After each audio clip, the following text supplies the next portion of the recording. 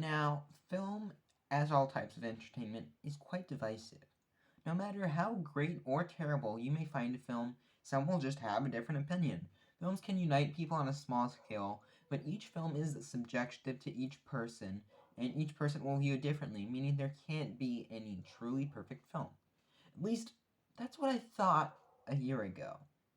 But in 2022, we received a film so beautiful and artistic that it breaks all boundaries past movies have set.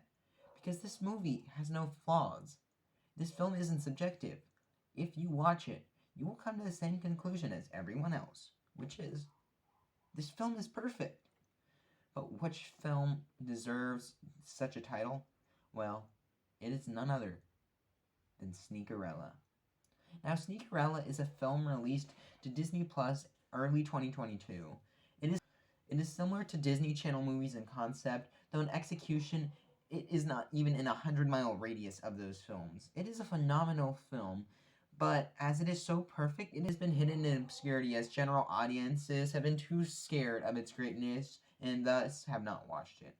With this video essay, I hope to spread the word about Sneakerella to every single person who has an internet connection, and from there to the people without internet connection, as to make them so desperate to see this piece of art and to acquire themselves an internet connection.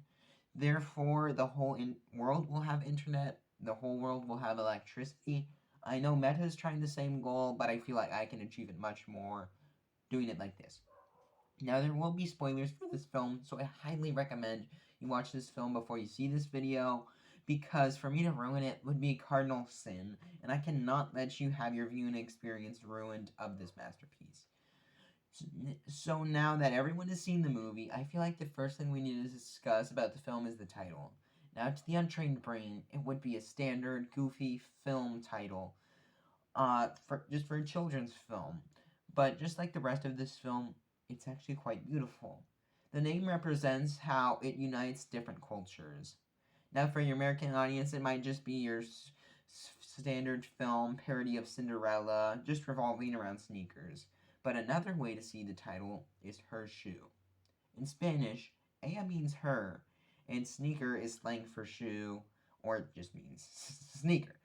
And her shoe is quite beautiful because while in Cinderella this shoe was Cinderella's, but the prince had it, in Sneakerella, the princess of the family of the sneaker business has the shoe of Elle, and that's the whole purpose, to get her and her father to gain the approval of Elle's shoe by giving it to her.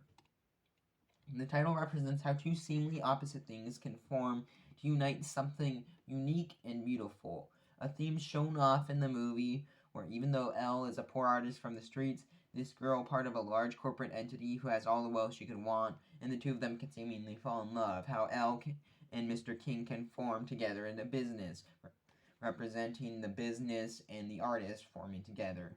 The union of completely different things is quite a big part of this film, represented in various points. Like I mentioned, the union of Elle and the girl, but there was also the union of Elle's family and the stepfather's family. In Elle's shoe, there's the union of a regular sneaker infused with the soul of a city. On the more dark side, there's the union of karate brother and the intelligent brother. Normally they're enemies, but they're going against Elle so they can return to New Jersey. But now, to talk about the film itself.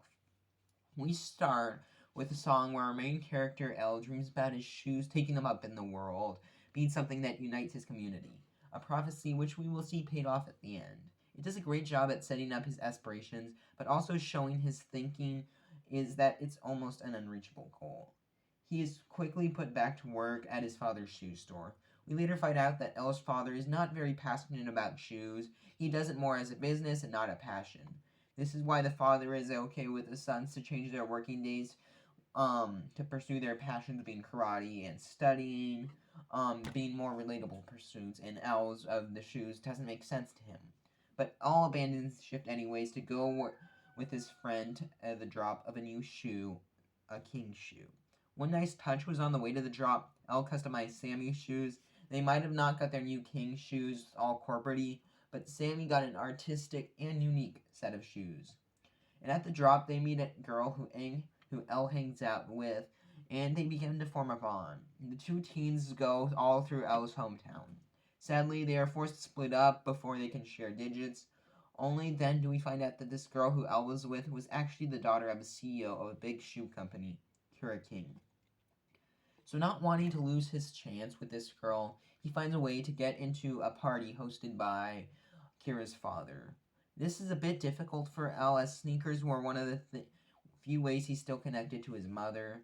The shop that his father owns used to be his mother's, and it's where she would sell custom shoes to the community. So for him to make custom shoes again means to face his past, to grieve his mother once more, which comes out in this beautiful song.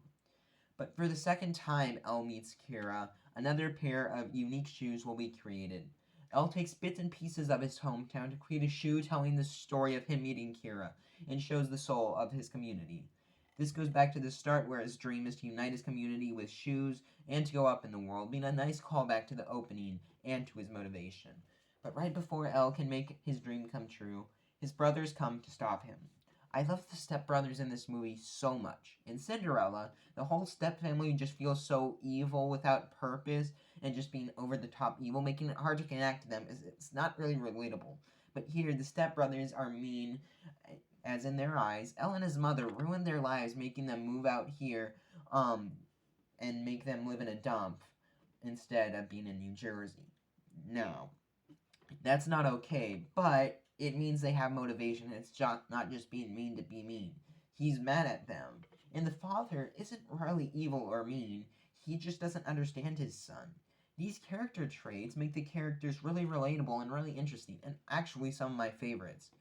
But now we see a community member save Elle. An old man named Gustavo, who Elle helped out early in the movie, comes back to help Elle out.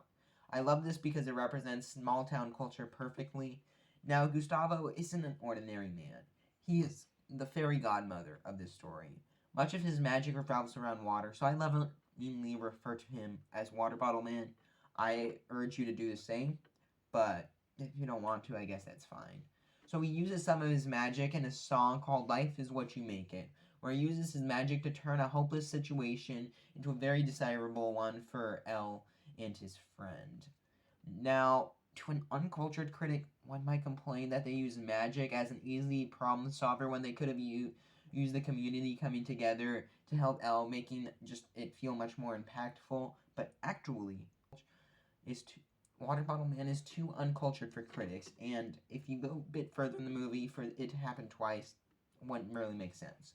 So Elle and Sammy get into the party. All the attendees are awestruck by Elle's shoes.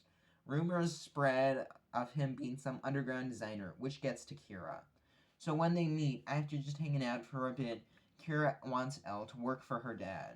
Now, this is very important to Kira, as after the first time meeting Elle, she thinks that her father's company needs to shake things up, and if she fails, she will lose her opportunity. And her father, as a businessman, needs experience, so hearing that Elle is a shoe designer gives her hope. But before Elle has the chance to meet Kira's father, midnight strikes, and she is forced to leave. As he does so, he loses one of his sneakers, leaving. While he's leaving, his art is there to speak for itself and to show his talent. The gala sequence is important as it sets into motion the finale of the movie, being the climax. It gives the characters hope that their dreams are about to come true. So Kira uses her power to try to find Elle once more. She has a whole social media campaign to find Elle. So as Elle prepares to leave to speak with Mr. King, Elle's brothers show up. They have an amazing song called In the Dark, which is so good, but it's where they prepare to destroy Elle's chance to succeed in the world. So they can go back to living their old comfortable life in New Jersey. They go to Mr. King and debunk all the rumors circulating about Elle. Now, this is bad for Elle because when he comes a bit later for his chance to work with the Kings, his chance to help out Kira is destroyed. He never really lied. The rumors circulated about him, and he never had a chance to debunk them because he needed to leave.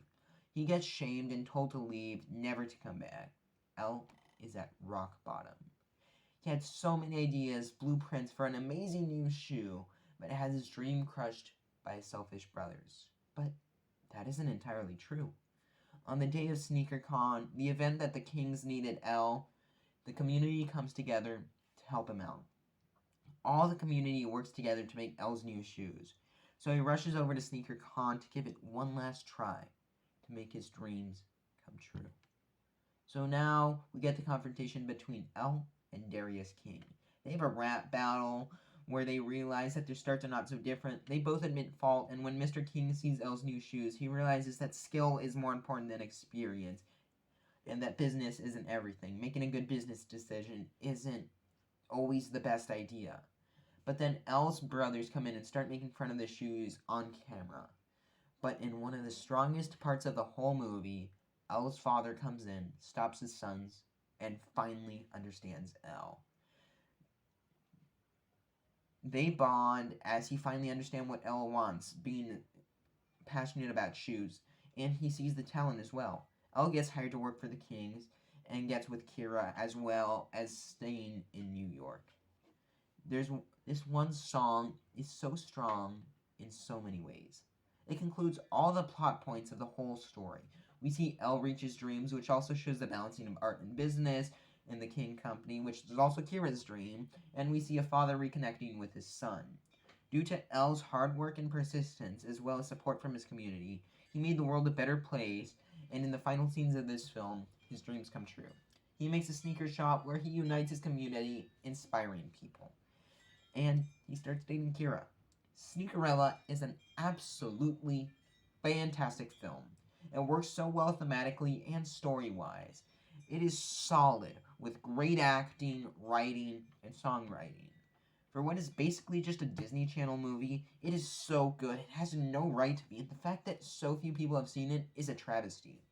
Now, in 2022, the Oscars had a fan vote category, and it is something we need to use to take to our advantage this year. We need to get Sneakerella an Oscar win.